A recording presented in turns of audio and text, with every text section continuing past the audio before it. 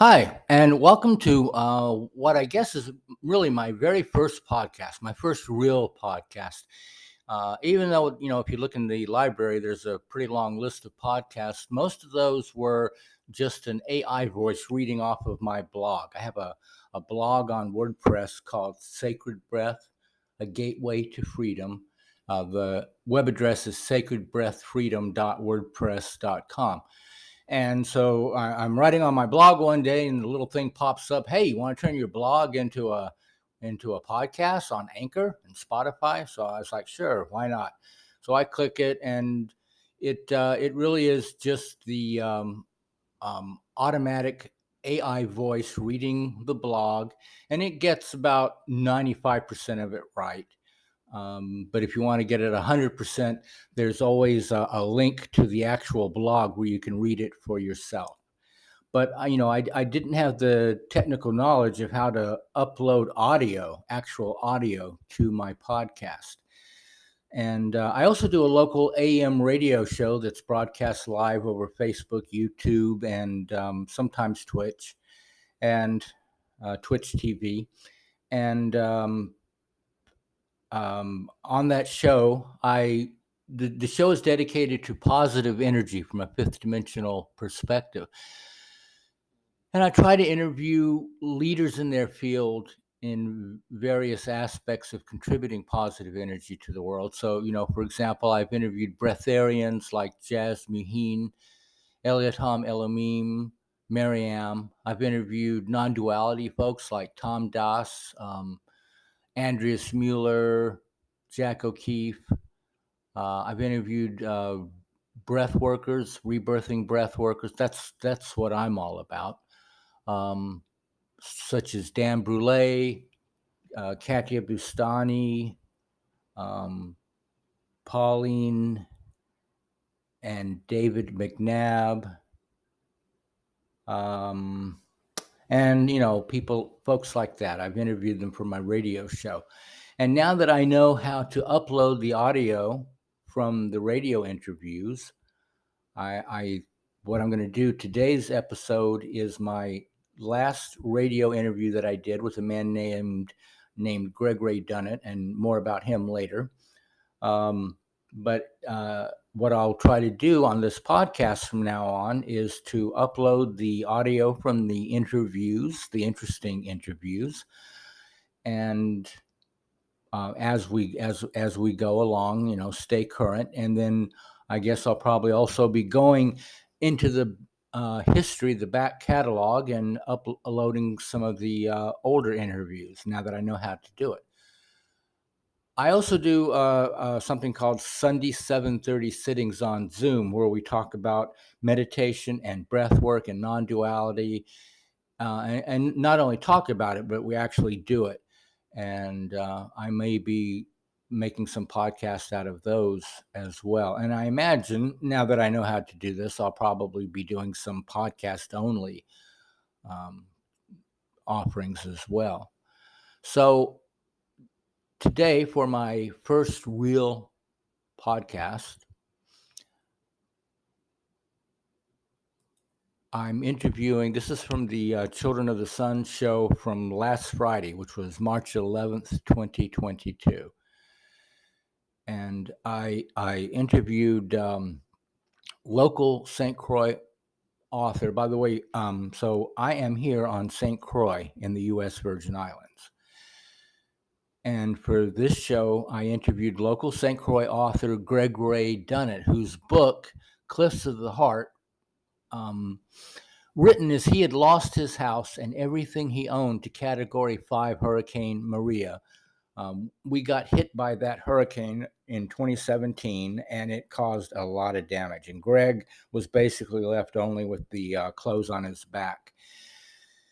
And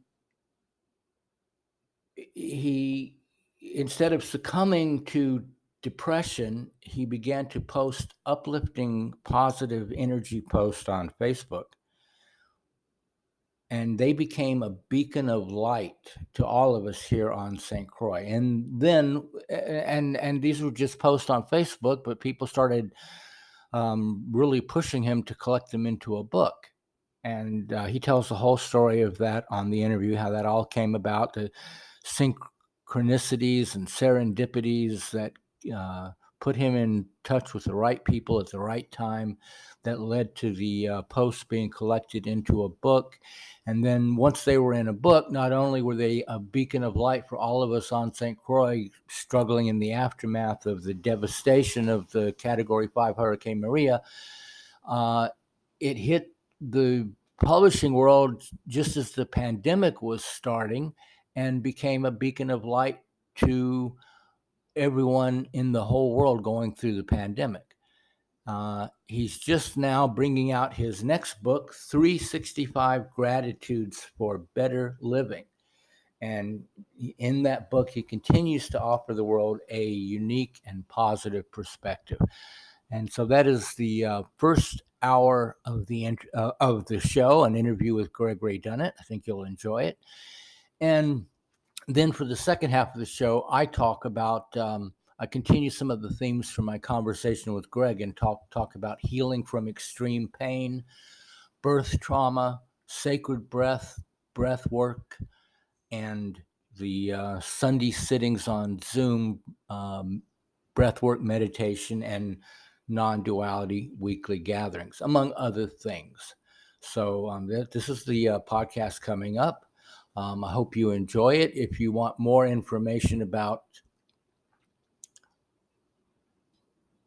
Ray Dunnett's books or events, you can go to his website, cliffsoftheheart.com, www.cliffsoftheheart.com. And for more information about rebirthing breathwork, scheduling a private sacred breathwork session with me, the Sunday 7:30 sittings on Zoom that everyone is welcome to attend, you can go to my website, sacredbreathfreedom.wordpress.com. So that just gives you some contact information. So without further ado, here is the Children of the Sun interview with Ray Dunnett, which took place on March 11th, 2020. I hope you enjoy it. March 11th, 2022, not 2020. It was a few days ago, not 2 years ago. Sorry about that. Here's the interview. Hey, Greg, welcome to the program. Thank you for joining us here on Children of the Sun. Just to give everybody a quick backstory on you, and I'd like you to elaborate later. As people know, here on Children of the Sun, I like to focus on people who are contributing positive energy to the world, either locally, nationally, or internationally. You're kind of local, moving on to becoming national with your book.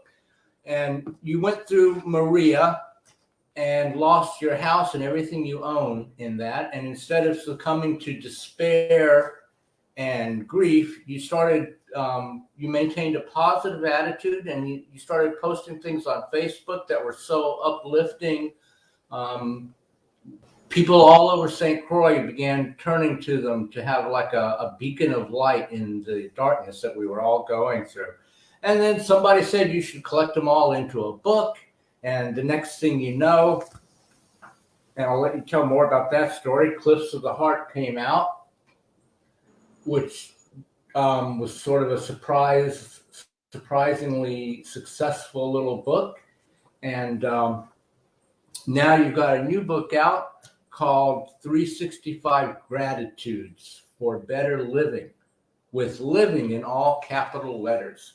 So, and I guess we can all kind of guess what the 365 Gratitudes means, but why is living in all capital letters? Tell us about the title of your book, how you came to it, and tell us about your new book. Well, greetings, Ray, from the land of cupcakes to chaos here. I've been on St. Croix 12 years, and I had my ups and downs, as you know, hurricanes and other traumatic events that took place that changed me all for the better. But they were very difficult to go through, as anyone knows that goes through hurricanes out here. And, you can lose your power for 6 months, and you're living from bags of ice and generators and the whole 9 yards. So it's a very extreme difficulty factor there. And I came out here, for a holistic existence and to change my life. And all those kind of traumatic things were part of the picture, but I didn't really see it at first. And then there were a lot of people on Facebook, the internet, and locals who helped me out. I lost everything I owned in a hurricane, down to the clothes I had on my back, basically. And there's so many people came out of the woodwork. People that to this day, I've never met them. They sent care boxes. I had over 50 care boxes sent out here after Maria. And it just changed me, and it humbled me that people were so giving like that to a complete stranger like me. And so I just started writing and doing a weekly blog, and it got rolling, and the writing got better, and I really started to enjoy doing the writing experience. And when COVID hit, my publicist came to me and said, how about that book you wanted to write? And I had actually given up on it at that point. And she talked me into doing it, which became close to the heart. And took me about a year to put it together, and then put it out last year. We sold about 500 copies on St. Croix. Did pretty well. So the follow-up, she said, why don't you do a desktop book calendar of 365 original ideas and thoughts and stories? And it was a lot harder than I thought it was going to be. So yeah, she pushed me to do that. And it's really just a give back to everybody for all their kindness over the years. It's helped me out, be a better person. All these people online that I wish and hope to meet someday. 365 gratitudes, just teaching humble reliance on others. It became a thank you book, daily inspirational guideposts, and motivational tool for good souls and better angels, for people that just want to improve their lives and not necessarily go through the things that I've gone through to get there. But those things are necessary in a lot of ways. Heartbreak teaches you how to get in touch with your heart, and teaches you to be softer, more humble, and more thankful, grateful for everything, and I'm just grateful for my life. I made the right choice moving out here 12 years ago, and it's been a long way, long, strange trip, but it's wonderful to be here, be a part of this community with you, Ray. Cool. And so why is living capitalized in your title, for better living? Well, if we look back on our lives, I think a lot of us realize that many years we did not spend in living the life that we really were meant to live, being a useful individual to the community, to ourselves, more giving, and more grateful for the little that we have. I mean, look at what's going on in Ukraine right now. That Right. Anything that's happening to us personally that's difficult, we can put it into perspective with what else is going on in the world with these poor people are suffering. And there's climate change, and everything has really affected everybody in the world, displaced many populations. So it's not only war, it's the war against the planet that's going on. And I just want to be a part of the good side of that war, that's finding solutions and not being part of the problem. Right. And that's interesting you should say that, because I had pulled out from your first book, Cliffs of the Heart, one of my favorite of your passages. Mm-hmm. And what you just said kind of relates exactly to this. So let me, if you don't mind, let me read this. Don't mind at all. But after all this, if we are willing to chuck all our own perceptions of the world by how we've reacted to life to this point, and just help others without a point of reference to hinder us from being our extremely outrageous and unpredictable grandiose self, then and only then can we be quite amazing in the acts of our life toward others in a non-egotistical frame of compassionate usefulness. The world is waiting for us to give a little piece of our soul instead of our mind. That's just... Yeah, it's funny. That's pretty good, huh? Thank you.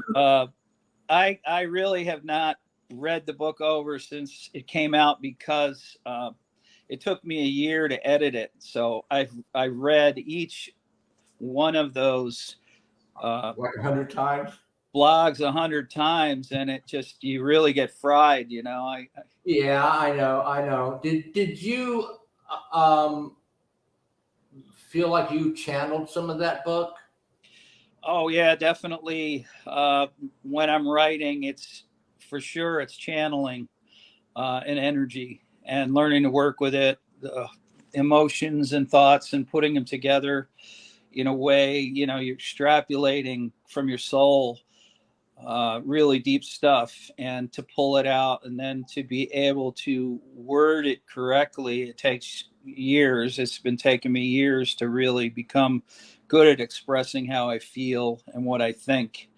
And at the age that I'm at, in my 60s, I know what I want. I know who I am, and I really, I'm opinionated to a degree, but I'm also open-minded to a greater degree.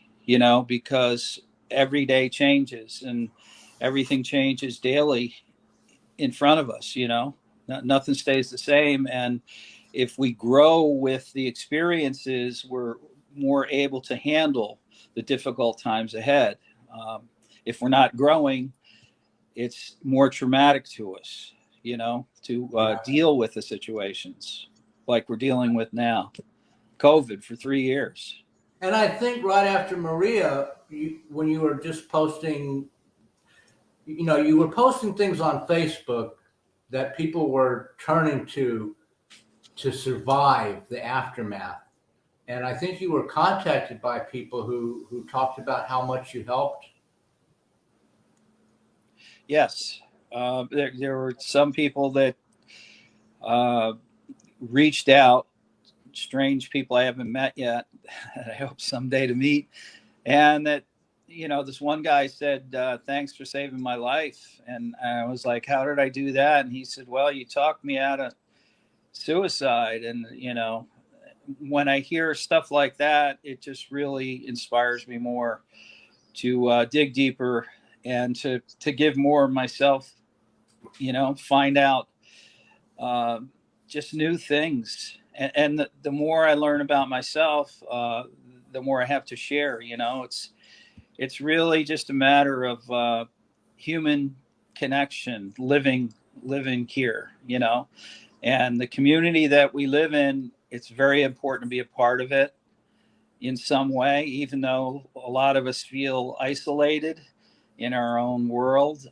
It's always good because each of us has something to give our community and to share. And yeah, that blew me away, getting comments like that. So that also, besides my publisher pushing me to write, really pushed me into this call. Yeah, when you get yourself out of the way, that energy comes through, and it knows. Like, yes. It knew about that guy that was thinking of committing suicide, and it goes through you to speak to him, to stop him from committing suicide, and that's how it works. So if people want to do you have a copy? You have a handy copy? No, it's the supply chain is really slow right now. It's being very difficult. Oh, I was hoping you'd show it. We don't even know if our book's going to be there next weekend at Grapetree Hotel. Right. So you're doing a books release and book signing. I want to let people know. I put up in the comments on Facebook your website, Cliffs, which is actually, I mean, it's not that hard if you can't click the link. Right. cliffsoftheheart.com, all one word, cliffsoftheheart.com. That's Greg's website. You can read his great blog there. You can order Cliffs of the Heart. You can order 365 Gratitudes there. And you can also find out about the upcoming super musical party book signing and book release at the new Grapetree Bay Hotel here on St. Croix. And Greg's bringing down some musical friends of his from Connecticut, right? Yes. Yeah. So blues band. Yeah. So tell the folks all about what you got planned for St. Patrick's Day weekend. Yeah, St. Patrick's Day weekend, and I hear rumors are afloat that we are actually going to have a parade. Okay. Did you hear that? No, I mean I've seen it. Yes, then it says no, then it says yes, and it says no. Oh God, we're going to deal with that. Huh? Yeah, well, welcome to a small island where rumors abound. But yeah, the new Grapetree Hotel, Grapetree Bay Hotel, is opening. They're open for business now. The food's getting really extremely good. You're really into food. You're always posting pictures. Well, I work my tail off, Ray. I physically work in my 60s, and I really should be retired, but I'm not. So I need to, have that energy, and that you have all the fresh fish out here. It's all really good fresh fish. I don't eat beef much out here because the food is so good. The restaurants are really good out here. There's not a lack of food for sure. Yeah. And, okay. I didn't mean. I noticed on your. I wonder if you have like an endorsement deal with all. No, I don't have an endorsement deal. In fact, a few of the restaurants I've bartered with, so they've acquired my services. Painting, and this is what I do for a living. I paint houses, and I bartered so that it defrays the cost of these expensive meals. Oh, cool. But I love all these people that there's so many good restaurants out here, and I really like supporting local and doing what I can, to help the local people out by advertising their establishments. A lot of people come out here that I'm in touch with, and they want to know where do we go, where do we eat, So I kind of send them in the right direction, which brings up the Grapetree Bay opening the hotel. What they've done out there is nothing short of miraculous, bringing that place back from being destroyed by Hurricane Hugo. Yeah. In 1989, I think it was. So they've worked on this place for the last 3 or 4 years, and it's up and running. Beautiful, just a beautiful establishment. Pool area, the bar area, the beach area, and they're going to have 2 restaurants. Rumor has it they're going to have 3, from what I hear. And they're starting to have live music there. So I figured, wow, I could do my book signing event there. I got their permission, and they were into it. Josh and Amy are the owners. And so we're bringing down this world-class blues band called Righteous Continental. And these guys are really good. And they're going to play Friday night, Saturday night, and Sunday brunch at the Grapetree Bay Hotel. So it's really going to be great to have some new live music about. We have great musicians on the island, and as COVID eases, it'll be nice to see the music scene open back up. And everybody out here loves music, obviously, the arts, which we're all into. And I just figured I'd thread that into my event. Always like to promote a good band, and live music. So it's going to be really fun. And that's the 18th, 19th, and 20th of March, St. Patty's Day weekend, like you said. Looking forward to a really, really good turnout and a good time. And hopefully, if the supply chain cooperates, you'll have some copies of your book there that you can autograph. Well, people, yeah, even if that doesn't happen, people can get the book from wherever and then. Well, what we're going to do basically, we're going to pre-order if we don't have it, and it'll be here shortly, and I'll get it off to anybody who pre-orders it. I'm also going to anybody that pre-orders it, I think I'm going to give a free copy of my first book till the new one arrives. So I'm going to go out of my way to do that. Oh, that'd be cool. That's very embarrassing for me not to have the product. So we're it's the last minute here. We're not sure what's going to happen.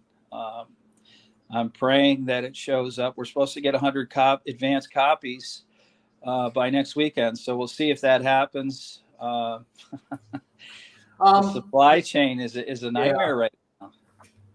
We should also mention that your first book, you have a lot of great artwork in there by your friend Clinton Deckard.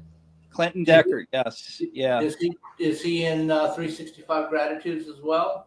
No. There's not really any illustrations in 365 Gratitudes. It's more a daily reading manual.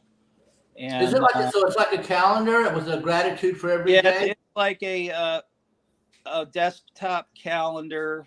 There was a book called The Secret a few years ago, and this gal did a similar thing with the desktop calendar and daily readings to motivate your day, and that's basically what it's going to be. And it's really, it really caused me to go very deep into myself to find 365 really powerful, moving thoughts that are, some of them are stories, some of them are just, philosophy. And it was a great idea from my publicist to do it. It just was very difficult putting that many ideas together in a year's time since the last one came out. So, and then we had to edit it, and it's a process of writing a book, and editing is exhausting to say the least, but it's also very rewarding. You can, you customize it, you get artists, like you said. Clinton Deckard did the artwork on Cliffs of the Heart book, and he's a world-class artist who's installed at one of America's best museums of art. And he did all the artwork in my first book. Incredible. So unfortunately, Clinton's not going to be out for this, but we do have an idea for a third book, and he's already been installed to do the cover. So, hey, tell us, share with my listeners the story about like how you came to meet your publisher, because I think that was kind of a serendipitous, synchronicity, miraculous kind of thing. Yes. Well, what happened was, and this was about 8 years ago, before the Hurricane Maria incident, I was working and I fell off a ladder and I broke both of my legs. I didn't walk for 2 years. So that's really where I started writing and reaching out. And so I would travel to Connecticut to see my grandchildren, my family. And I met this gal, this Australian gal, one night at my favorite restaurant in Connecticut. And I was on crutches, casts, I was really banged up. And you looked really pathetic. I really did look pathetic, yeah. But she was going through her own struggle at the time. And so we both commiserated. And I said, "What do you do?" And she said, "Oh, I'm a publisher and I do my own books." And I started to share with Diana DeLucia, some of my writing at the time. And she encouraged me. She said, "Look, I'll publish your book if you ever want to do it. You have some great stuff here. And I think we can get it out to the world." And so that was 8 years ago after my fall. and learning to walk again. So we've been friends for that long. She's been the guiding force to all my books and everything. And without her, I mean, she came to me during COVID, the first week of COVID. She called me and she said, "How would you like to do your book?" And I said, I kind of gave up on that idea. And she said, "No, no, no, I've got time. If you want to do your book, let's get it out there. Let's do it." So she pushed me to do the Close to the Heart book. And she had all these handwritten, like a big glob of handwritten posts that I had done before I met her.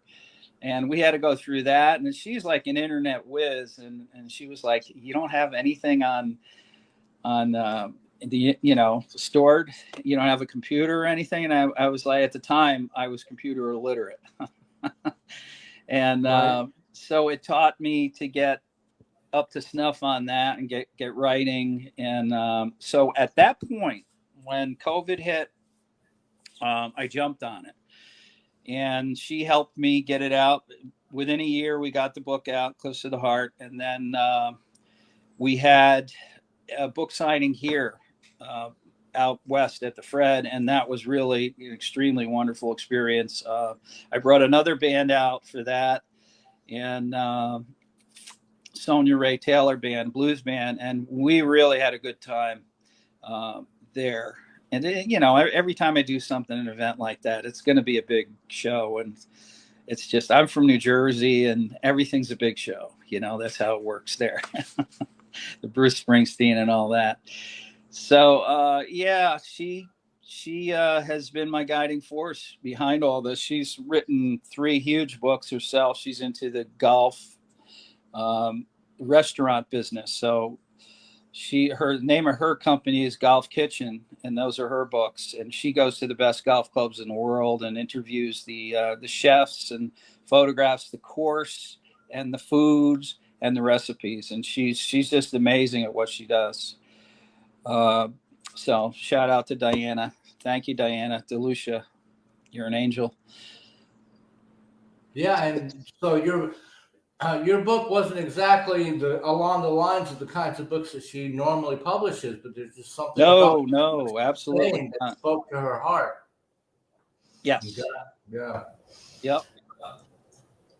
And so I really, and then, you called me last year to do an interview on the book, and I was grateful for that. But I'm deathly afraid of these things. I'm not comfortable in the least doing what we're doing right now. And, the fact that I'm not in the studio helps a whole lot, because I can be in a comfortable place and we can talk. So it's not so bad, Ray, but cool. I really appreciate you doing this. Well, I'm glad to do it because it's like you've got what you're saying is what people need to hear, especially like So how do you see the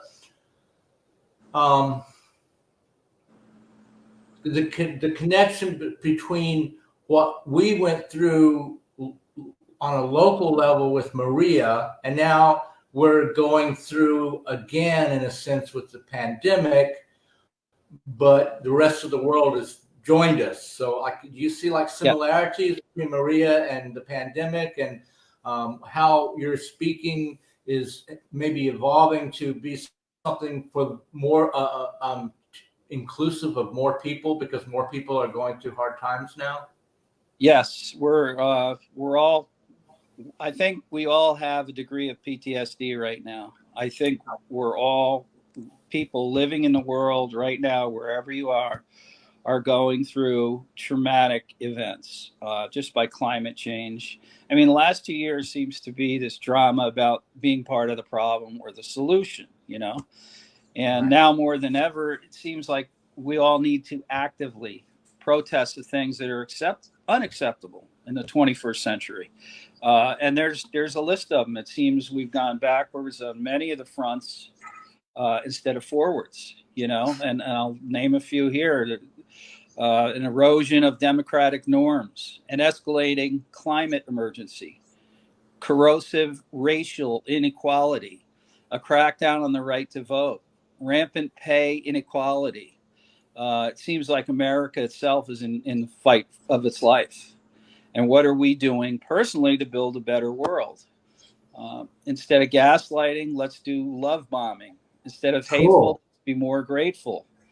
That's how you change the world. And it's time for the world to pull together and raise consciousness. I think that's why a lot of this is happening. It's waking us all up, right? Yep. I look at this as like the negative ego fighting back, and yet it's actually an opportunity because it's revealing how off track we've become. Yes, absolutely. No, agreed, 100%. I never thought of what you do, the breath. And I need to have a conversation with you about this because I don't fully understand what you do, but I know you're healing people, and what you're doing is healing. And a lot of us need a good healing right now, and that's what we're all going through. And we're reaching out to forms of holistic therapy like you are teaching, and yoga, and everybody's really in need of a healing right now, no matter where you are. And you're doing a great thing, doing what you're doing. Thank you. And I see it all around me, and people come for the breath work. Like I do, like one-on-one sessions is like the meat and bones or meat and potatoes, whatever you call it, of what I do. It's like you're like doing nothing but breathing for an hour and a half in a particular method. Right. And that's like working with people intensely one-on-one. And there's all kinds of, releases and integrations that happen with that. And then I also do like a class thing, which is less intense, less less personalized, and actually, less effective because it's not breathing intensely for an hour and a half. It's just a class, but we do I cover like different aspects of breath work and meditation and spiritual talks, and then people usually have questions or something came up during the week they want to talk about, and we talk about that. And that's on Zoom. That's every Sunday. And that could be like a good introduction to a more serious session, or you could just make it a one-off and only do that. And that I feel the anxiety and the stress and the PTSD that. And so I look for anything which is contributing positive energy is going to be healing of that. And that's why I wanted you on the show, because your writings that people can turn to whenever they want on your blog or on your Facebook page and read that, and that can shift the energy so that they get a release or an integration of that anxiety or that stress. Yes, absolutely. And love, grateful instead of hateful, and love bomb instead of gaslighting. I love that. Yeah. We need to go there, do more of that. And it's just the art of needing less and having more, breathing, just that alone. I've been thinking a lot about that by the stuff that you offer, and this things we take for granted. There's so much treasure in them. If we just slow our lives down, get a heightened awareness of everything that's going on, enlightenment, and just breathe and let things clarify themselves by slowing down our lives, by needing less, looking at things we take for granted every day, ordinary things, and using them for the special gifts that they are, that we take for granted, elevating things we take for granted and making them into supernatural acts, like just breathing alone. Many of us don't even think about that. My whole life I've gone not really thinking about breathing and how good that is for you. And there's, yogis, there's gurus, there's people like you that swear by it, and it's powerful stuff. And I just, I am totally unfamiliar with it, and I want to I definitely want to start doing that to help, because I'm still banged up. I'm still going through it. It's not easy. It's probably why I stay as busy as I am work-wise, just to almost avoid dealing with it. People use things like work as distractions. Yeah, but I do love work. It's the heart sings when you work, when you're doing what you like, and that's a good thing. But it's like a consciousness, being conscious, like the Rastas say. It's living in that consciousness all the time. They're washing your dishes. You're in that consciousness. Walking your dog, you're in consciousness. So you're raising the level of that experience to something else where it's more powerful, where your life's more powerful, and then good stuff starts to really come into you and overtake your life, and it needs a release. So you need to share that with other people and to give to other people. And I think, like you said, it's the world in time. Yeah, I think you're right. Like giving conscious all about. Yeah, definitely. Yeah, true happiness is always below the surface of things in the heart, and it's not always where we look for it, in the things, in the cars, in the homes, in the materialistic things. It's really, our happiness is derived from our heart, and that's why my books are all about heart, the cliffs of the heart. Cliffs are dangerous. Going over the cliff. I've gone over the cliff many times, right? Off the deep end. But to learn how to heal yourself without drugs, without alcohol being a driving force, which for many years it was for me, and until I got clean. I've been off the drugs for about 10 years. I've been over 6 months just doing without alcohol, and that was a struggle, but I feel a lot better. My consciousness is raised.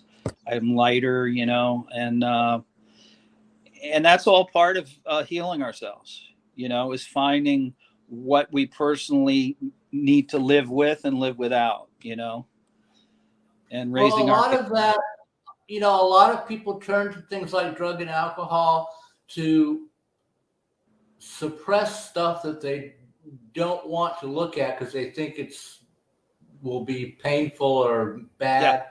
Yeah. But then if you actually look at it, you find out there's no monster in the closet. Yeah. And you integrate it, and the energy blockages get cleared out, and once you learn that you can integrate, you don't need to suppress anymore. So then you just go through your life effortlessly, not suppressing anything. Do you have anything from your? I'm sorry. Go ahead. Yeah, can I read something from the newest? You read my mind. That was just what I was going to ask you. Do you have anything for your new book? I was afraid to ask you. No.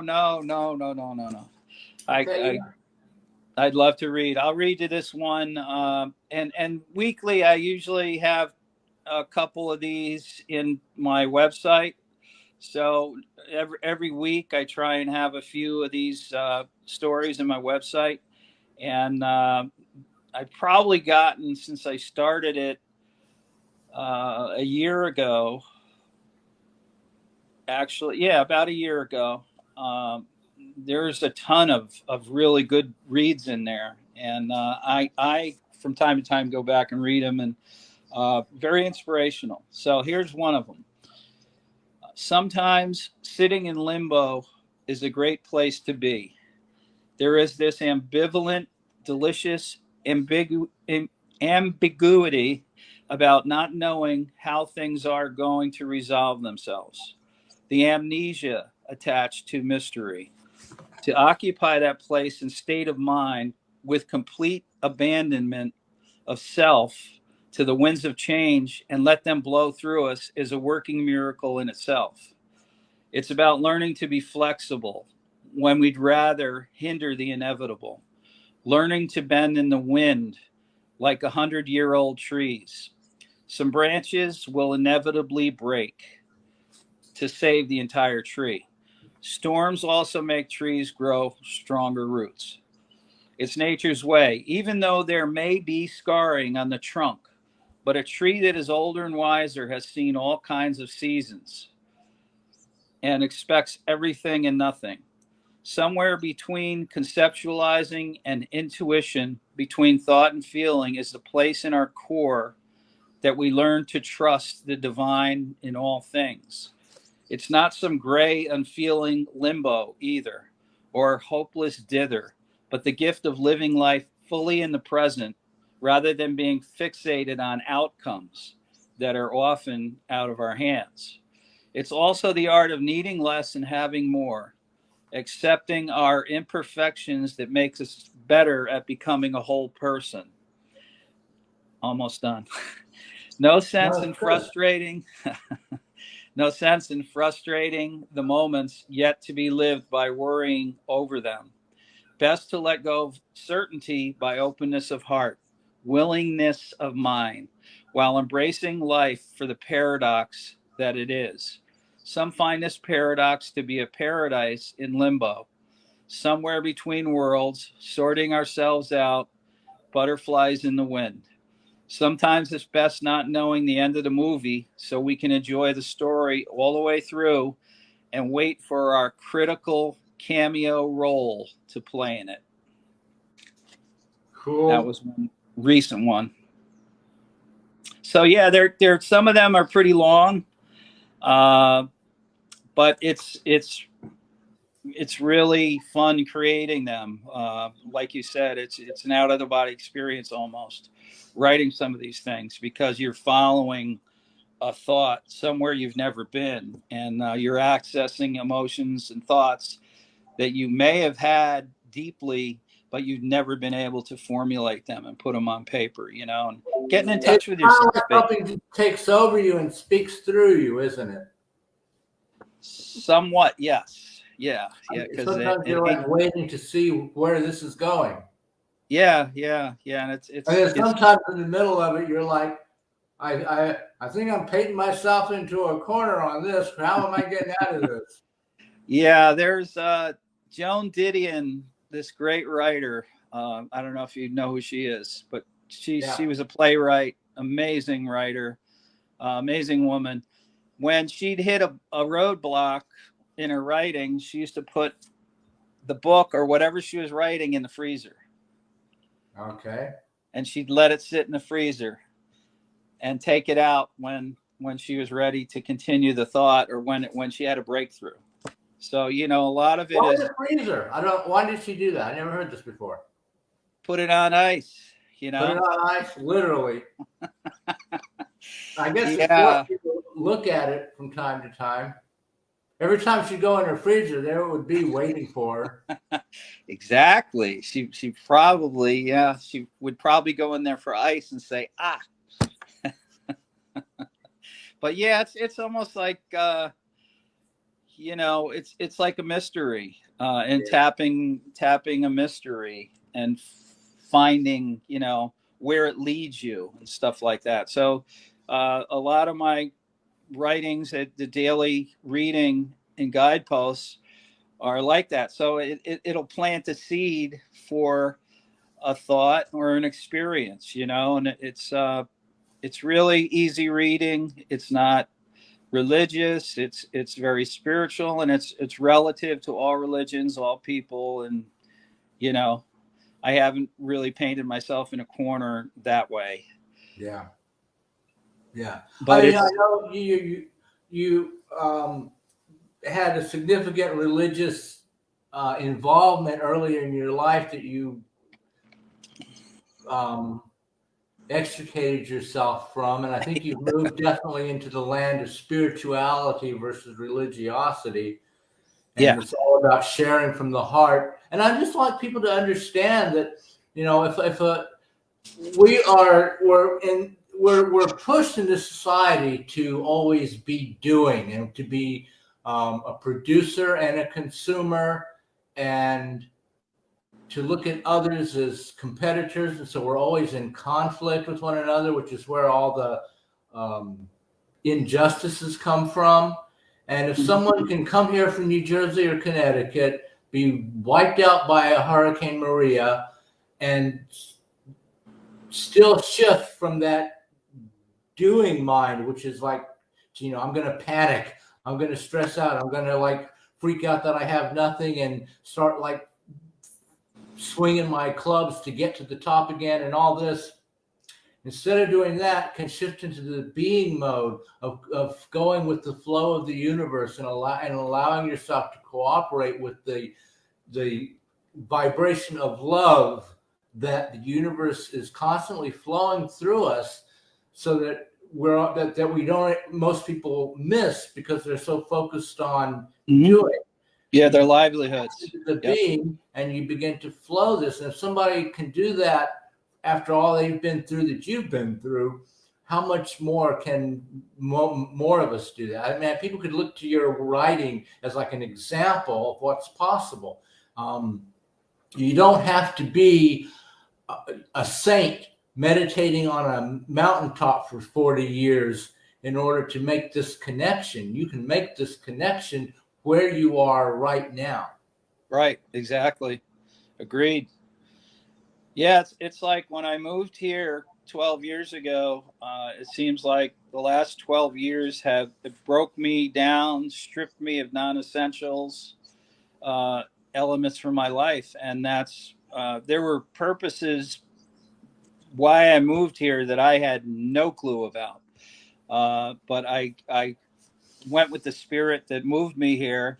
One of the great experience is being a minority, being a white minority here. That tripped me out. That is a great experience, because all of us living in the States, in the world, there's environmental racism as much as there is personal racism.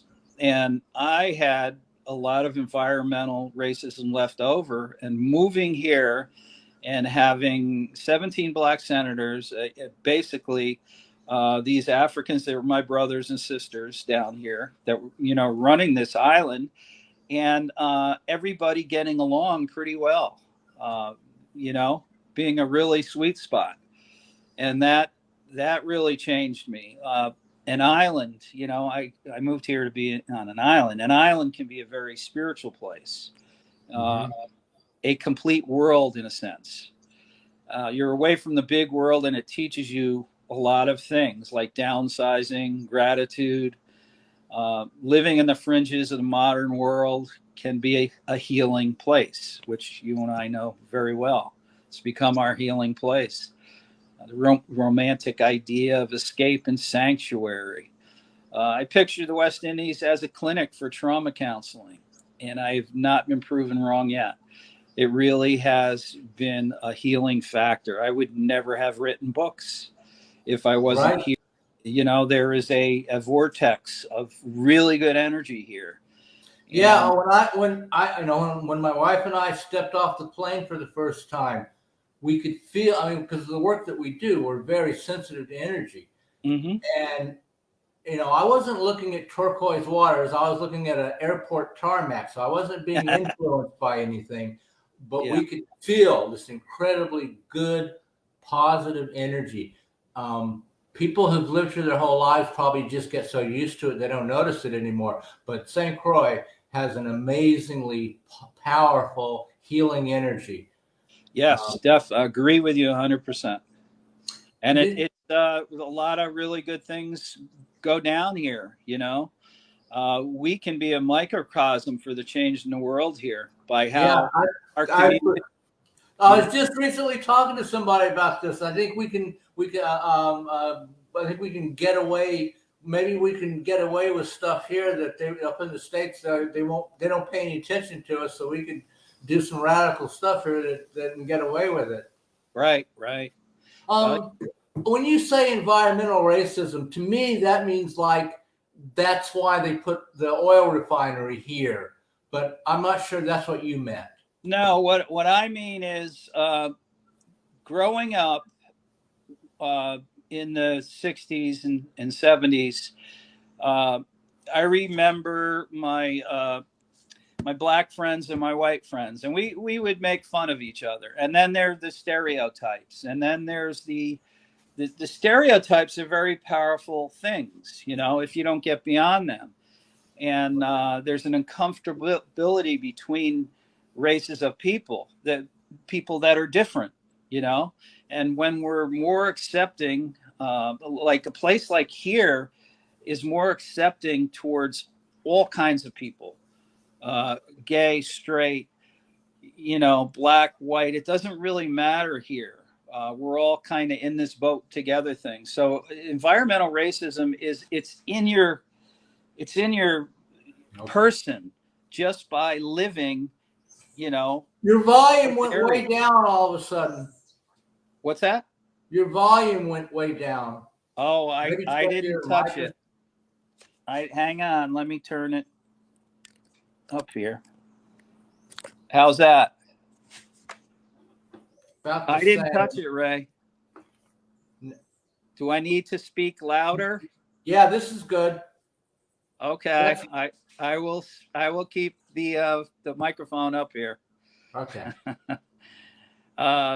Yeah, so you know, we're all suffering from PTSD in this world, and we learn quicker, I think, on an island like we have here, going through the stuff that we go through, the traumatic events of hurricanes, and we gather and we get closer, you know, and we learn quickly how to solve crisis management, you know.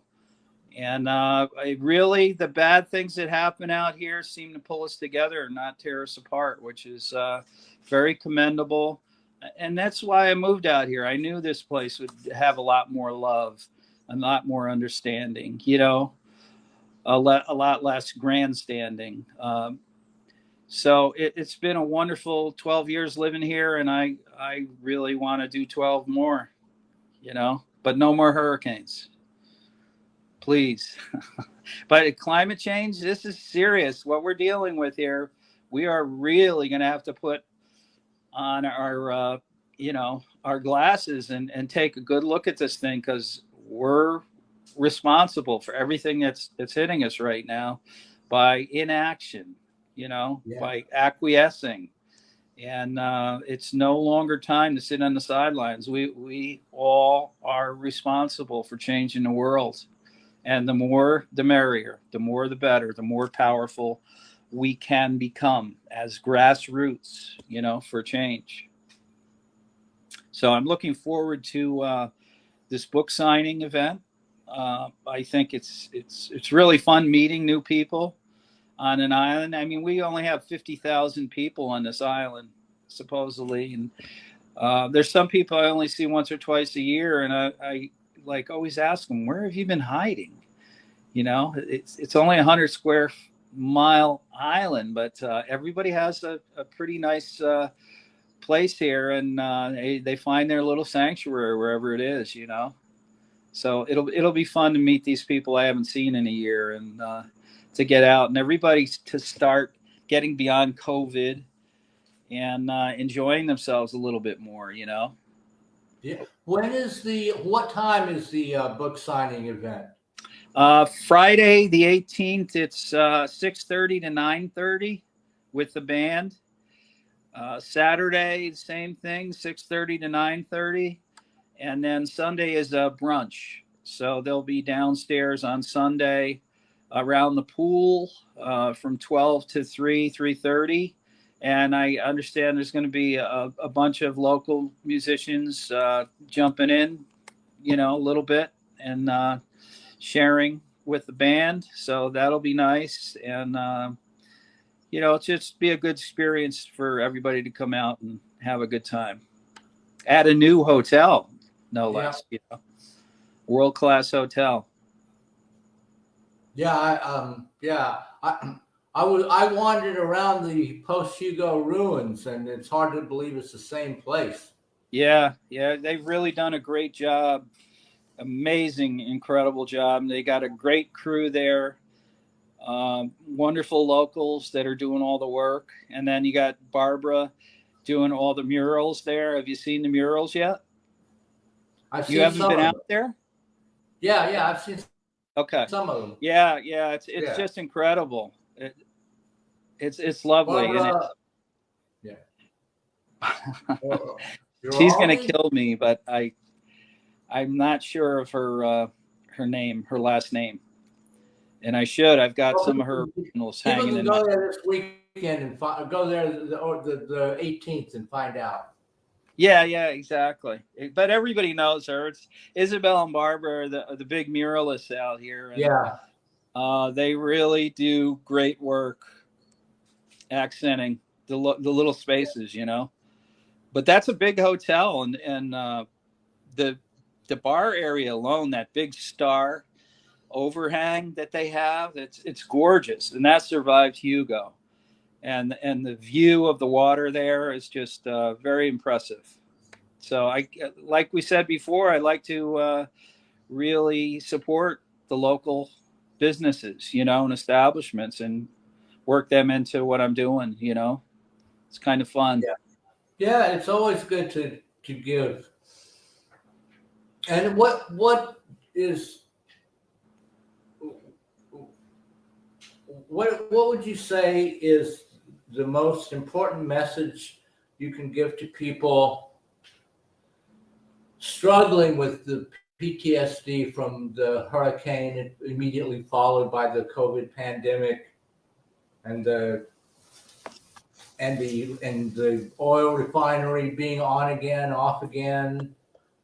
Um, like we've been going through a lot here, Yeah, and yeah, we really have. We're struggling. We're, you know, the little engine that could, good, yeah.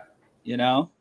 Let me read one more small to answer that. I'll read you one more small post from my book here. Okay. Just think of all the creative things you can do with your pain. You can create a very beautiful life from it, or you can wallow in self pity. It's up to you. You can create beautiful art from it, write a book, grow a garden, start a business. Anything you dream of, you can do instead of using it to be negative. The best songs and books in the world were episodes of pain turned into creative wonder. It's even therapeutic and healing for yourself as it is vicariously for others.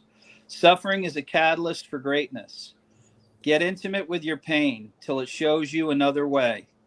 To be greater than our suffering shows intense discipline.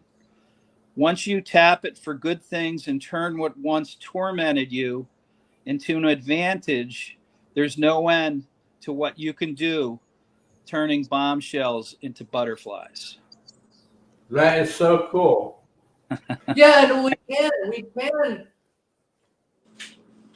you know, when your pain seems like all you are, and you're Yeah. totally identified with it, and you can't think Yep. about anything else, and it's just your pain and your suffering is all that you know. There comes a So that's one way. But then the other way is to realize that you are as vast as the ocean, and your pain and your suffering is just a tiny drop in that. And when Right. you are expanded like that, you can take that pain and suffering and turn it into something beautiful. Yes. Yeah, absolutely. But it's you got to stay busy, but you also have to slow down. So Yeah. it's finding that medium in your life, you know, where you're not avoiding by staying too busy, and you're not just sitting on the sidelines doing nothing. But when Right. you're sitting in the sidelines doing nothing, you can be doing everything. You can be breathing, you know, you can be raising your consciousness, you can be reading, you can be praying, you can be asking the universe, what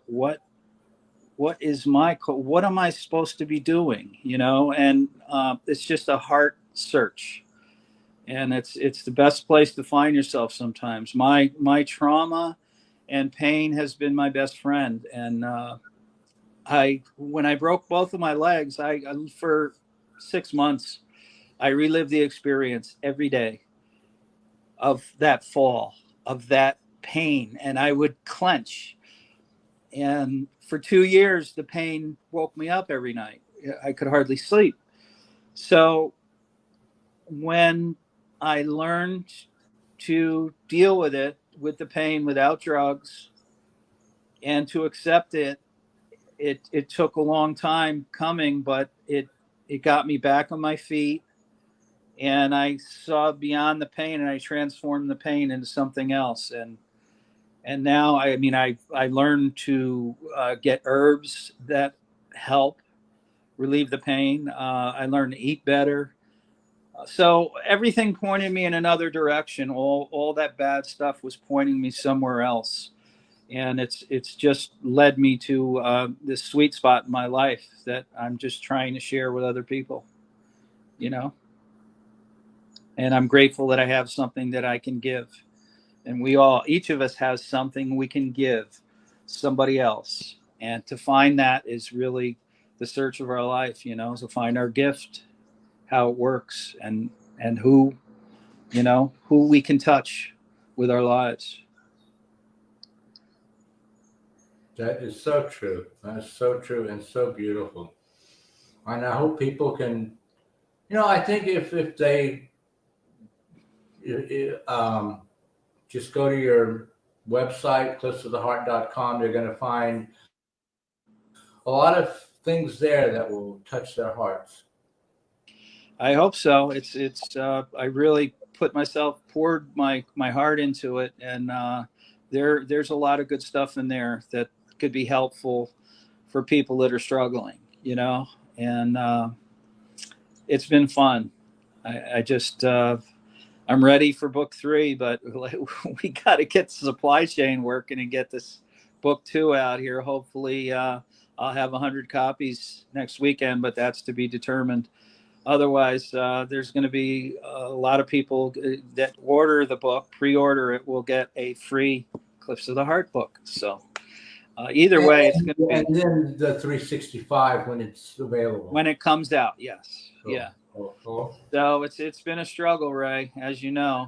But speaking of which, I have to get back to my life and my work. Yeah, so you need to leave. You need to. We're out of time for you. I need to head out. I got some people waiting for me and counting on me right now. But okay, well, I know you did let me know. You did let me know that you probably would only be able to do an hour. So I appreciate your time. Thanks for making. Unless you have any calls or anything like that, Ray. What? Unless you have any calls or anything like that. Yeah, I'm doing. Not lighting up the switchboard now. I'm not in the studio, and are they taking calls like this is beyond my technical expertise. But, well, Ray, thank you very much. And thank you. It's always a pleasure. I hope to see you out at Great Tree Bay. Yep. Next weekend. And I'll be there. Hopefully we can all get back to life beyond COVID and some sense of normalcy in our lives again, Yeah. I think, I have people, I have you on the show because you're contributing positive energy, and it's almost sad to say, but the positive energy you're contributing is helping to get us back to normalcy. But actually, it's more than normalcy. I don't think we want to go back to the way things were before. I think absolutely, I agree 100%. Yes, you're right. And I think you're one of the leaders of the way there. Yes. All right. Thank you, Ray. Bless, love. All right. You just got to log off, I think. Okay. Peace be with you, man. Same here. Peace be with you. Okay. That was Ray Dunnett, local author, Cliffs of the Heart, and also 365 Gratitudes for Better Living. Came on the show just now to talk about his new book. He's got a book signing and book release party, book signing. If you want him to autograph your copy of the book, he will. And if they don't have any copies there because of the supply chain issues, I'm sure he'll, that will be handled. If you pre-order the book, go to the party. I'm pretty sure if you want an autographed copy of the book, all you got to do is just, let Greg know the next time you see him at one of the local restaurants. Hey, I need an autographed copy of your book. Anyway, so that will be at the new Grapetree Bay Hotel next weekend, St. Patrick's Day weekend, Friday, Saturday, Sunday. Going to be some music. That Greg has a musical kind of a connection and background. He used to run like music festivals at a big giant farm up in the States. So he meets a lot of these new bands. So he's going to be doing that as well. That you'll have some musical entertainment. And so I posted his website, cliffsoftheheart.com. I posted that in the comments. So if you want to just click the link, you can wind up on his site, read his blog, find out how to order either one of his books, and all the dates and details for the book release event taking place at the Grapetree Bay Hotel is also on that site. It's like Greg was talking about how we have so many things available to us that we take for granted, like the breath. And that was one of the things that I first noticed about the breath, is that, you have it with you all the time. It's free. Most people take it for granted. But one of the reasons that I began to take notice about the breath is, the breath happens automatically. You don't have to think about breathing. And like Greg said, most of us never think about breathing. But you really don't have to think about breathing. Whether you think about it or not, you're going to breathe. Otherwise people would be falling down on the street because they forgot to breathe, right? And so the breath is like an automatic system. It happens automatically. And you have a number of automatic systems. Your heart beats automatically. You don't have to think about it. Your digestive system, your stomach digests food automatically. You don't have to think about it. So you've got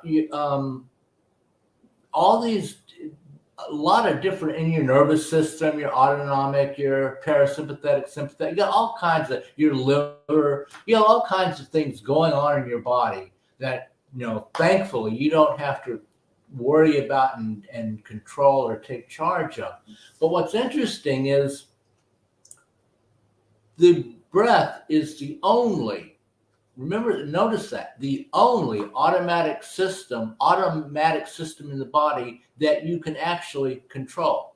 You can't make your food digest faster, right? You can't make your liver work harder. You can't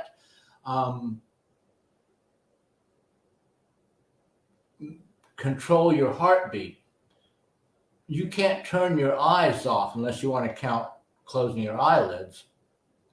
But your breathing, you can completely control. It's an automatic system that runs whether you're thinking about it or not. But anytime that you choose to, you can breathe more deeply. You can breathe less deeply. You can breathe fast. You can breathe slow. You can speed your breathing up. You can slow it down. You can make it really, really deep. You can even stop it holding your breath. You can't stop your heartbeat.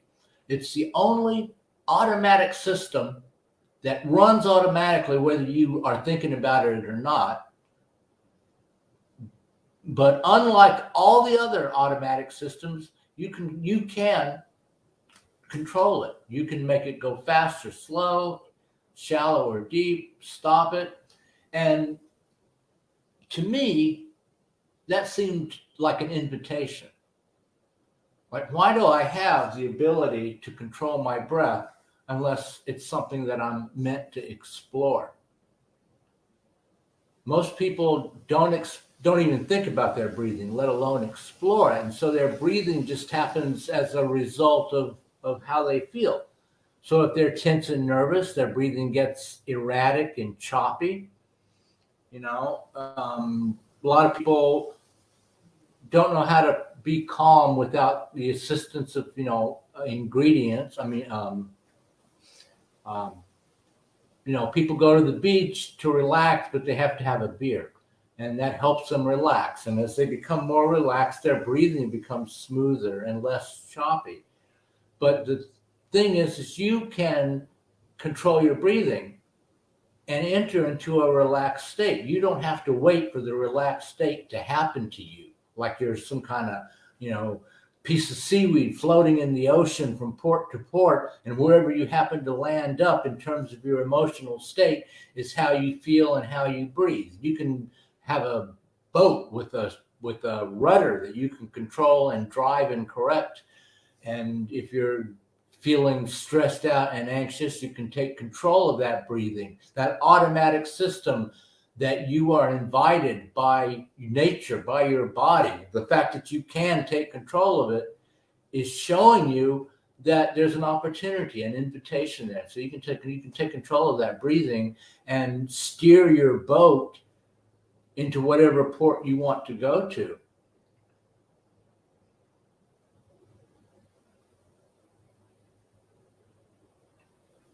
Yeah, so that's kind of, and like that's the kind of thing that I talk about on my, and it's like I'm like Greg, in that I'm trying to just bring through me an energy that is sharing with people things that hopefully some people find helpful and useful. So, I do the Sunday class, the Sunday sittings at 7:30 on Zoom from St. Croix. It's the full name of it. I almost never use all of that. I kind of like the alliteration: Sunday sitting, Zoom, 7:30, St. Croix,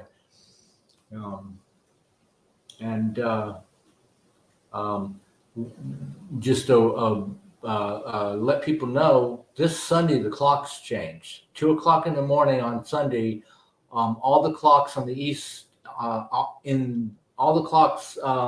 like for example in New York, daylight savings time, they're going to advance an hour. We don't do that here. So what that means is, if you are in New York, for example, or anywhere on the East Coast, this Sunday 7:30 that starts at 7:30 here in St. Croix, it will also be starting at 7:30 your time, right? So we are now synced up again with New York. We were an hour ahead, but now they will have caught up with us, and we will be synced up with them. And so the class will be 7:30 for us here in St. Croix, and also people in the Eastern Standard Time. And then as you go down the time zones, of course, everybody's going to be back an hour. And if you go to, let me post on the comments. I've got Greg's website posted. I'm going to put the site for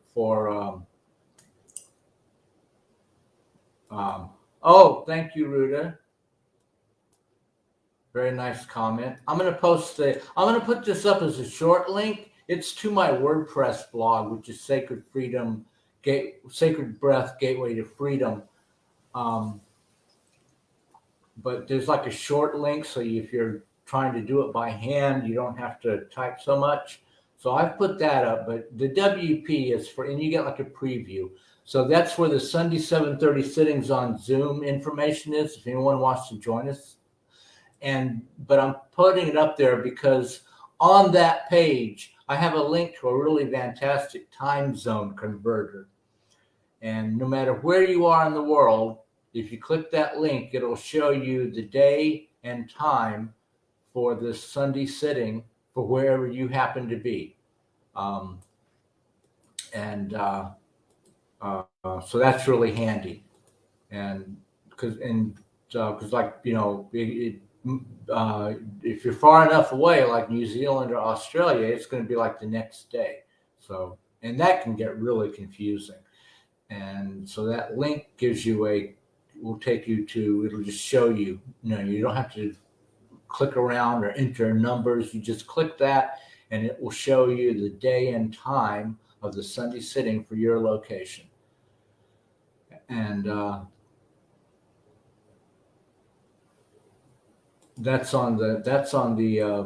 will be on that page. The page itself just gives you all the details about the Sunday sitting, which, like Greg has his blog where you can read his blog and his Facebook posts where you can read some of his positive posts. I have the Sunday sitting where you can come and learn about all the, like I say, I talk about breath work, meditation. We do a meditation usually. And the breath work, it's not like the one-on-one in-depth session, which is like the really beneficial thing. But since I specialize in breath work, I learn about all the different kinds. And, there's like breath work techniques. I try to do something different every week so I don't repeat myself too much. For example, like the Navy SEALs, when they go into a combat situation and where they need to be alert and fully aware of everything going on around them, but not stressed out, you want to be fully awake and alert, but not jittery or nervous. There are breathing techniques that they use to maintain calm alertness. And so I might teach that technique. There's breathing techniques that creatives like musicians and artists use in order to ramp up their creativity. There's techniques you can use in just dealing with the stresses and hassles of daily life, especially now I think people are becoming, in general, we see people are really stressed out. So you may be interacting with someone who is stressed and you don't know what all they have going on at home, right? They could be having some real challenging situations. And we, as human beings, we have a tendency to kind of take that out on each other. And if they take it out on you and then you retaliate by taking it out on them, then they come back at you even harder and it escalates and it ramps up and it spreads misery. You could be the person who does not take that on, who does not retaliate, who is not triggered and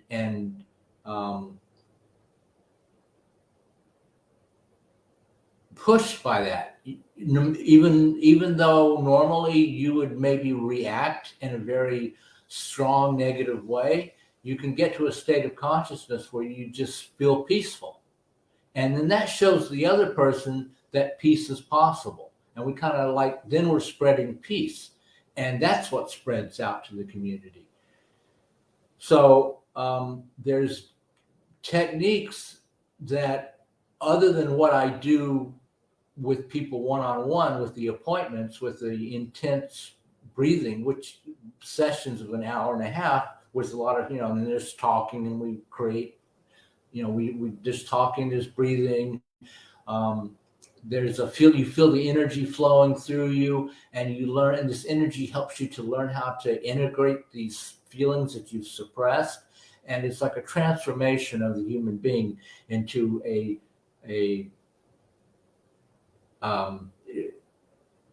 more peaceful center.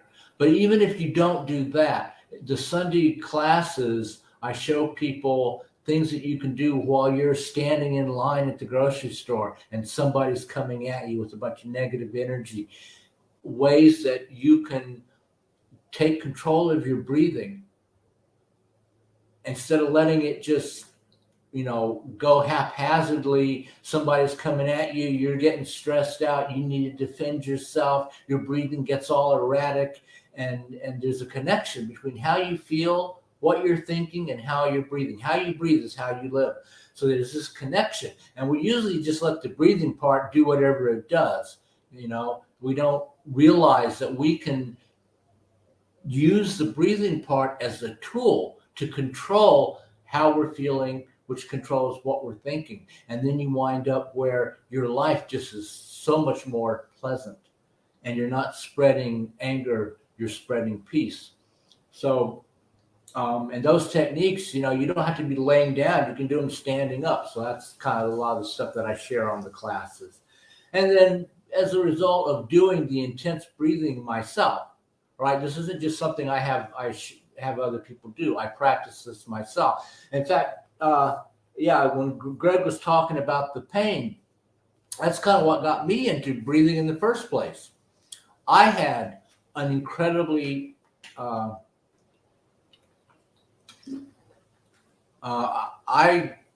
was in extreme pain. I was getting no sleep because the pain would wake me up.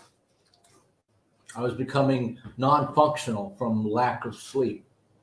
I was taking a bottle of Advil every day. I was diagnosed with something that was supposed to cripple me from the neck down and leave me in a wheelchair for the rest of my life, with the pain that was only in my shoulders spreading to my entire body. And breath work, the intense kind of 1 hour, 1.5 hours, 2 hour sessions I'm talking about, that's what healed me.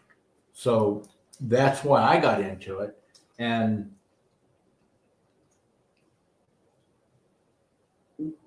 I started out just like, you know, being a client and benefiting from the healing.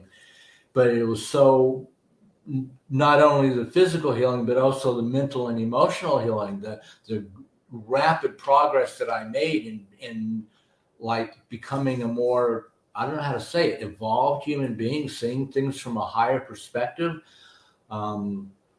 letting go of inhibitions that I'd had since childhood that had kind of like held me back my whole life. I mean, after all of that, it was like, I'm like, why doesn't everybody know about this? So I decided to pursue it professionally as a career. And one of the things, and there's different varieties and branches of breathwork now. The one that I studied was the one started by the person who originally discovered it. And you know, all of them, all of the different branches began with this person. Either you know, either they learned it from someone, either they learned it from him, or they learned it from someone who learned it from him, or they learned it from someone who learned it from someone who learned it from him. And then people add their own little tweaks, bells and whistles, and you know, and that's where all the different branches come from. But like holotropic breath work, transformational breath work, shamanic breath work, vibration, rebirthing breath work, conscious connected breathing, intuitive energy breathing, somatic soma breath work. All of them began with the original form, and that's the one that I studied. And one of his main requirements, if you want to do this, is that you should be giving yourself a session, ideally every day. And so on a regular basis, right?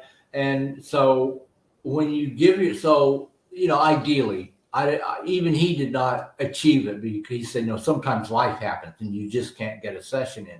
But if your goal is 7 days a week and you don't make it, but you're really trying, then you work out to like 5 or 6 days a week. I would say over the last, since I learned this in 1995, I probably average over 6 a week, 6 point something, 6.5, let's call it. And so if you do that, this is like an incredibly powerful thing. And if you do it every day for 30 years, you learn and you see things. And so in the class, part of the class, after we do the meditation and the breathing, I start sharing some of, I see things from a more unitary consciousness of oneness, and I can tell, it perceives the universe in a different way. And it is so, on one hand, it's so complicated because you're seeing things in a totally different way than how you ever did before and how most people do. On the other hand, it's so simple because it's just obvious. It's just right in your face, obvious. So part of the class is me sharing from that oneness perspective to try to share the spark, so that people, and some people come just for the breath work, some come for the meditation, some come to learn. A lot of people just come for the part within them that knows that place, to have a sharing of the spark. And then the last part is answering questions. And people, sometimes they have questions about what we just talked about. Sometimes they'll have a question about what they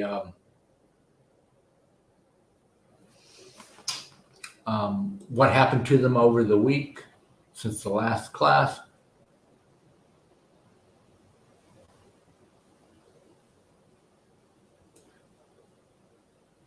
And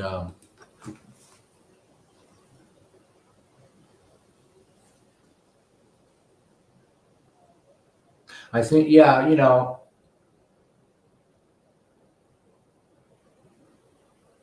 I really think that human consciousness is transforming and evolving, and more people seem to be ready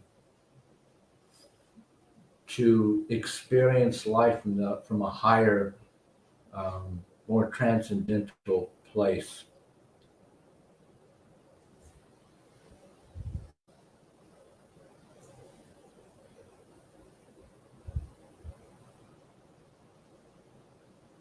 So that every Sunday at 7:30 p.m. at night, joined by Zoom.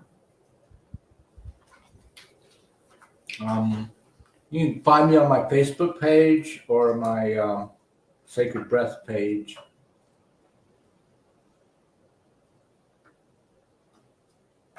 Anyway, that's what I do. So I just want to let people know that's available.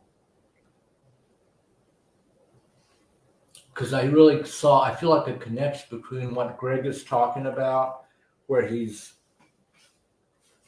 used this pain that he was having and turned it into art, and his writing is art. Art doesn't have to be pictures or music. Writing is art. And, his I don't know if it would be embarrassing for him for me to say this, but his writings are obviously being channeled from the same source that has written some of the great mystical books in the spiritual traditions. This is spirituality, not religion. And the breath work is spirituality, not religion. You don't have to, it doesn't matter what your religion is, the breath work will get you closer to your religion's core. Even no religion. Leonard Orr, the man who discovered this, one time had a client who was an atheist. The guy came to him, wanted to be a client. He was a psychiatrist and he was an atheist. And he told Leonard, he said, look, the only reason I'm here is because I know by doing this, I can re-experience my birth trauma. And I'm always talking to my clients about birth trauma. It's like a major aspect of working with people and helping them to heal. But I would like to, I think I would be better at my job if I could go through if I could experience the birth trauma myself. And for those who don't know, like birth trauma, everybody goes through it. It's why you don't remember your birth.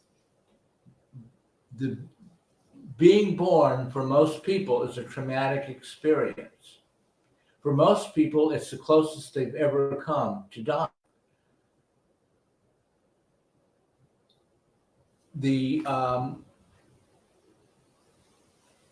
There's they used to, like when you're born, there's the contractions in the womb coming through the birth canal. You go from like a 100-degree environment that's nice and warm and comfortable where all your needs are being met. Suddenly you're in an air-conditioned hospital room.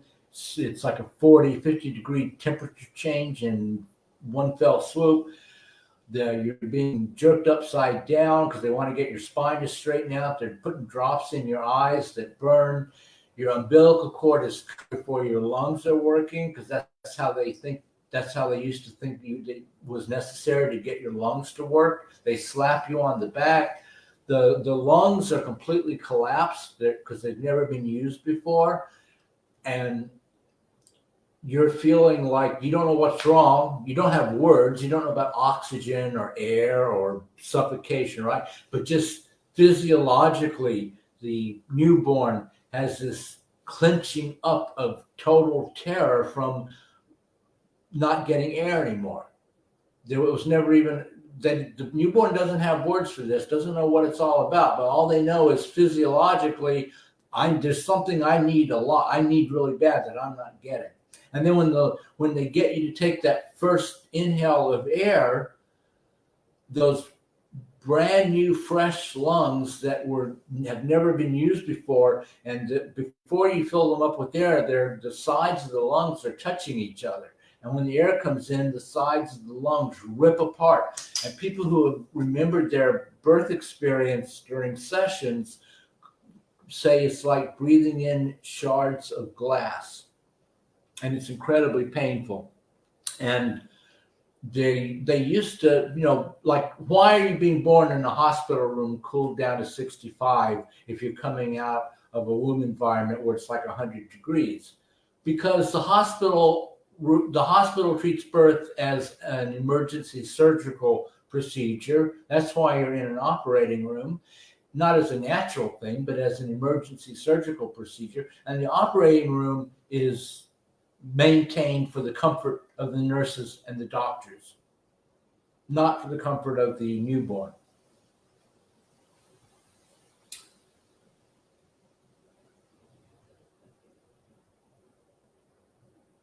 So, and they put the drops in the eyes, which sting. They wrap you up in a scratchy wool blanket, which hurts.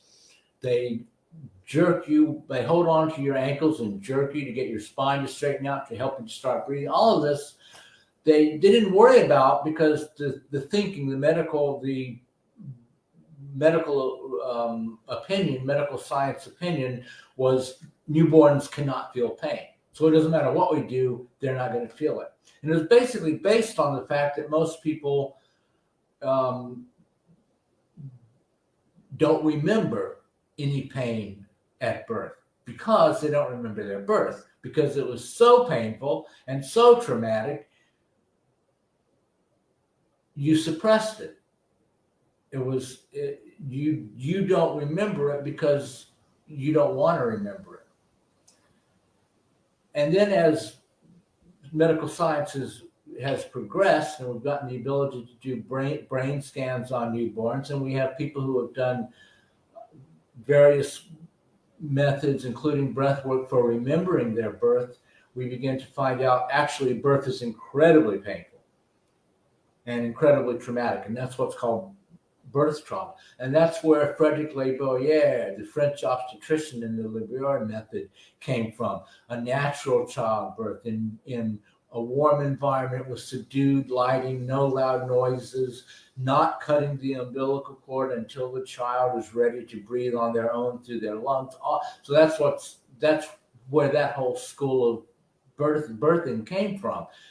The realization that the way we have been doing it is very traumatic. So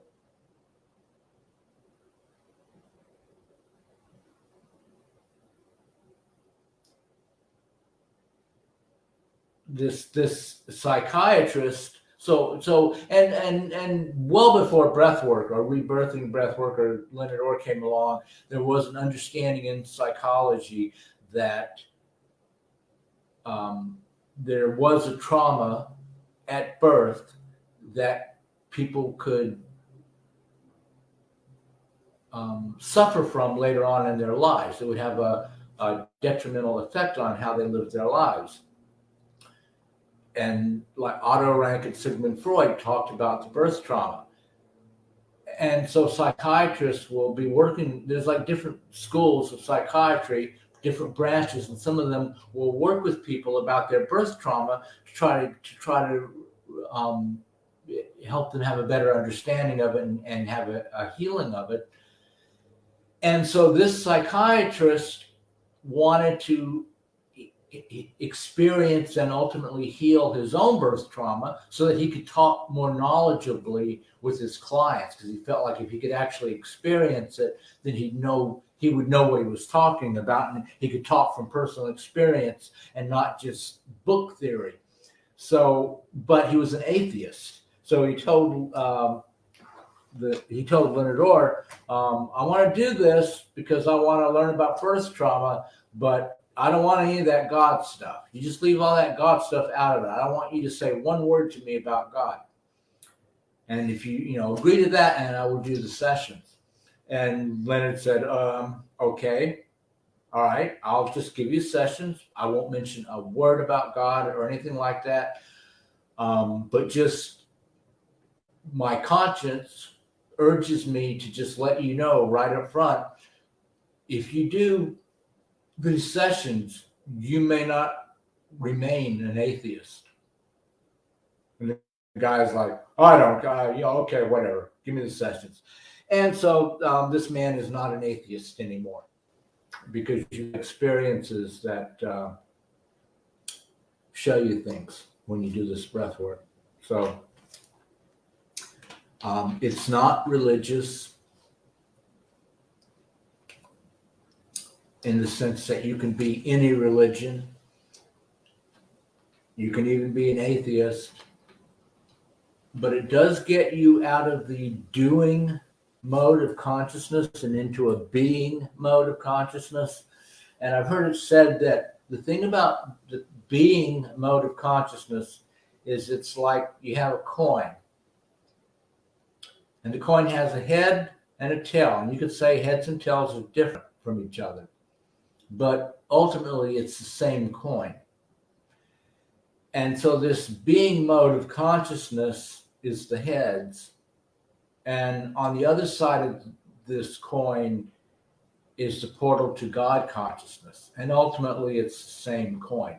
So anytime you get in touch with the being mode of consciousness, you run the risk of not being...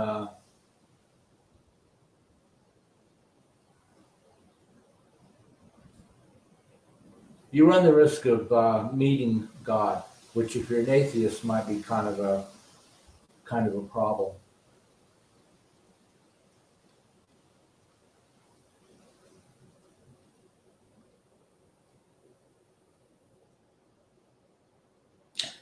And it's really, part of PTSD and the stress and trauma and drama of all that we've been through here on St. Croix. The Hurricane Maria followed quickly by the pandemic. The rest of the world, mainly just the pandemic. What we've got going on in Ukraine right now, where everyone is wondering, what's going to happen next. The freakish weather events that are making people more and more realize that there is something up with the climate, that the global climate is behaving oddly, and maybe those climate change doomsayers were right after all. All these things are adding to people's daily stresses. And your physiological response to that is to kind of clench up physically and energetically.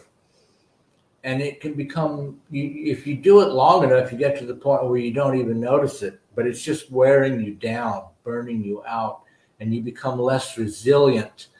And the slightest, most trivial little things make you go off and just lose it completely.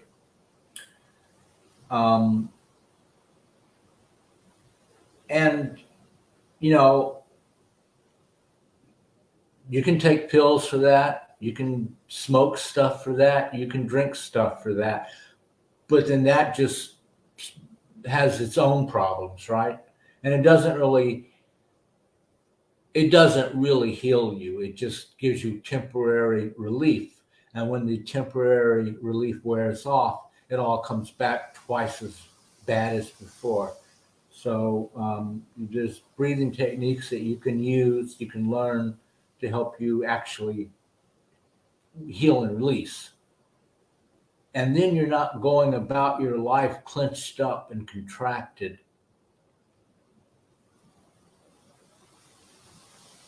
And sometimes people need to go through a lot of pain to get to that place. Greg did. I did. Eckhart Tolle talks about his experience with it.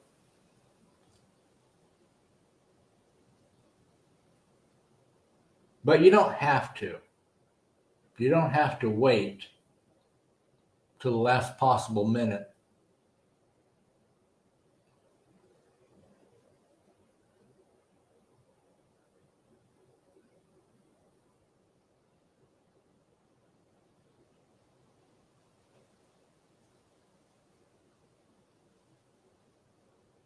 And I really think that all that's going on in the world now is like universal consciousness pushing us all as individual human beings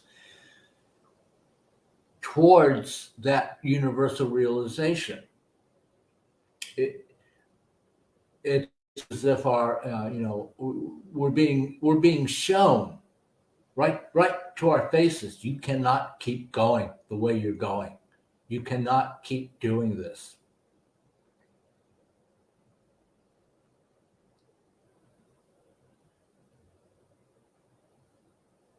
Some people, they just don't want to admit they were wrong. They don't want to change.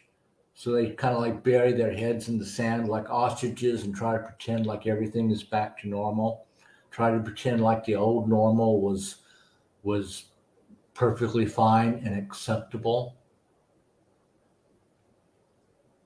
But I think more and more of us are realizing how fundamentally dysfunctional the old normal was.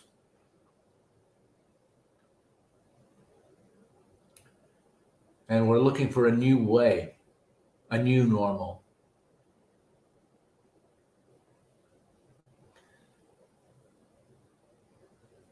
And the new normal is really a kind of,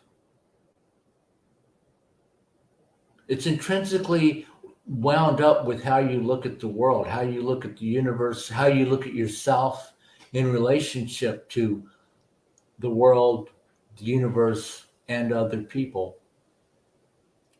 And it's a fundamental shift in consciousness and perception. And I don't think you're going to be able to enter the new world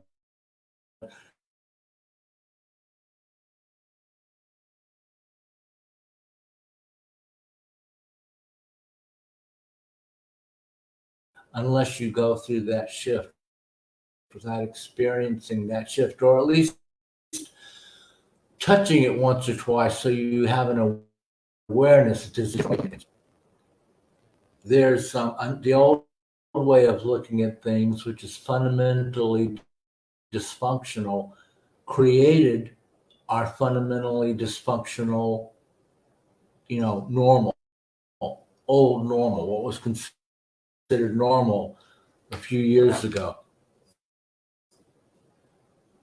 And we are moving, it's not working. That's what all of this is showing us. Ukraine, COVID, Even here locally, Maria, Irma on St. Thomas, how we respond, what happens, how our societies react to fundamental challenges that threaten us on an existential level.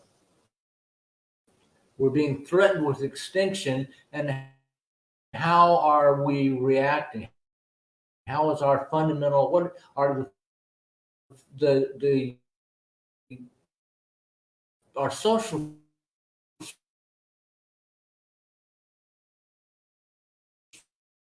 structures, our infrastructure, our healthcare system, these fundamental systems appropriately properties to our existence. If you keep going the way things, our consciousness, it's more stop who you really were functional at one point, and then we became afraid, and we became contracted, and we became defensive and defended, and we became sick, and we created a sick society. And it has become so sick that we're now realizing if we keep going with this, we're all going to die. So it's the invitation to give up the sickness, to give up the dysfunction, to just return back to your normal, natural state, which was healed because it wasn't ever sick. And from that state, create a new normal, a new society, a new system.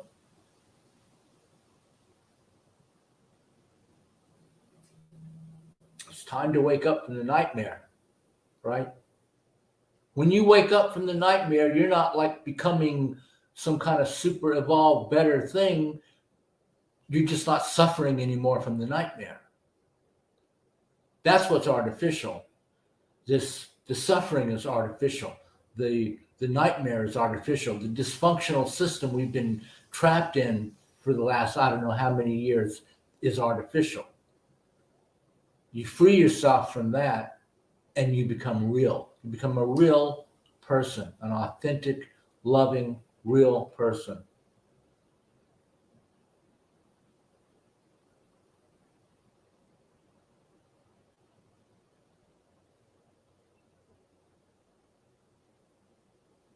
When all the pretense of the ego is gone, you begin connecting with the same source that Greg connected with when he wrote this book. And that is an inexhaustible source of love, which then connects with all the people in his environment, all the people who get this book or even just hear about it on this show or see it on the website.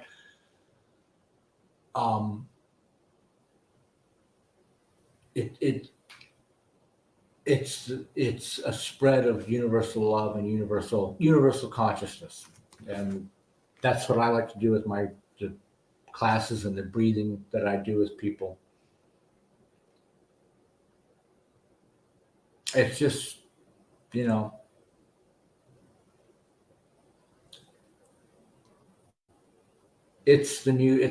it's where we're headed. It's where we're all headed.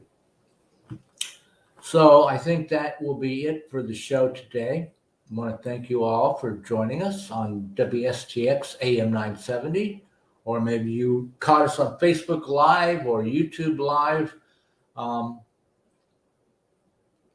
We're also live on Apple TuneIn Radio, the station's website, which is WSTXradio.com. There's like a listen live button. You click that. We have WSTX Radio has AM and FM. FM is conscious reggae, 24/7. Best reggae, dare I say it, best reggae radio station in the Caribbean. And then on the AM side, we do a lot of talk shows. So this is the Children of the Sun radio talk show every Friday, 12:30 to 2:30, more or less. I try to do positive energy from a fifth dimensional metaphysical point of view. So that's the kind of show that I do. Ray Dunnett's the kind of guest that I try to get on the show. And I hope you got some benefit today from the program. You can join us every Friday, 12:30 to 2:30 p.m. Atlantic Standard Time, because we are broadcasting out of the beautiful turquoise waters of the Caribbean Sea, on the beautiful island of St. Croix. So those are all the live places you can get us, radio and internet. And if you can't catch the show Friday at 12:30, you can always pick up, watch the recording of the show on Facebook or YouTube. It's usually going to be on the radio station's Facebook page. That's WSTX Radio, AM 970, FM 100.3. I forgot, and so that's Facebook. I forgot to say the FM side and the AM side are both winners of the Best in the VI award. So there's the radio station's Facebook page, the radio station's YouTube page, and I usually have it on my Facebook page, Ray Bratcher. And I put all the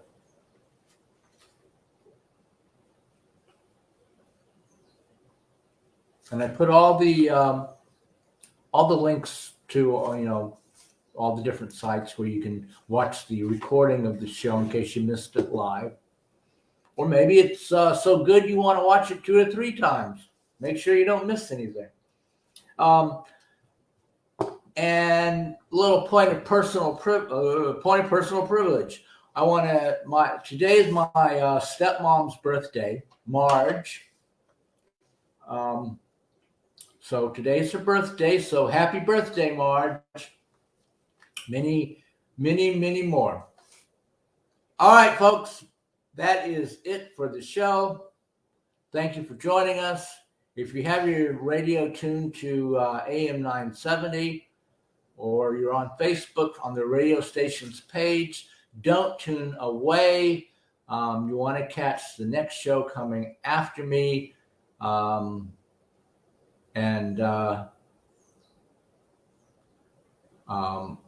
my best to Taniqua. Happy birthday to Marge. Thanks, Josh. Thanks, Greg, Ray. And love you all. Have a great weekend. And remember to get out in nature. Bye.